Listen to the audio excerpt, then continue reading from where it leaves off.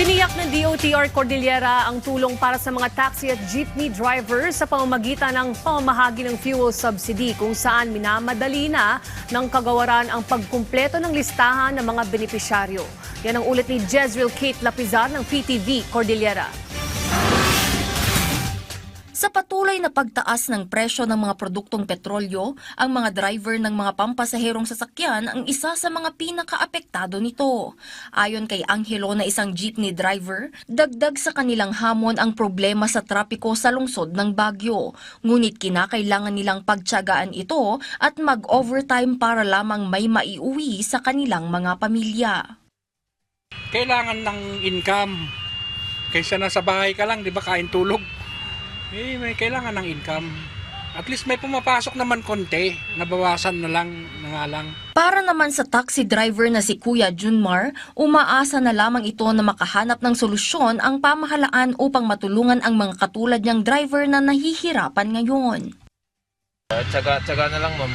Ganun na lang mangyayari. Kasi taas ng presyo is magdagdag na lang siguro ng litro o batak.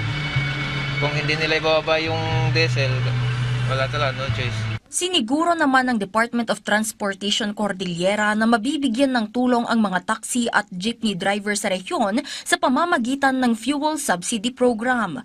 Ayon sa ahensya, pinapabilis na nila ang pag-update at pagkumpleto sa listahan ng mga makakatanggap ng subsidy.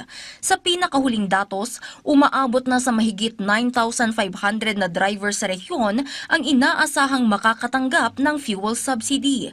Gagawin ang distribution per batch upang hindi mapuno ang mga bangko at mabigyan din ng serbisyo ang iba pang mga kliyente. Basta't nakumpleto nila yung requirements, yung updating ng records nila, kasi lalo na yung mga dating may mga fuel subsidy card at saka land bank card, automatic naman yun. Mag-antay lang. Inaasahang mabibigyan ng 5,000 pesos na fuel subsidy ang mga jeepney at taxi driver mula sa LTFRB, habang makakatanggap rin sila ng karagdagang 5,000 pesos mula sa DSWD sa pamamagitan ng Assistance to Individuals in Crisis Situation o AICS. Jezreel Kate Lapizar para sa Pambansang TV sa Bagong Pilipinas.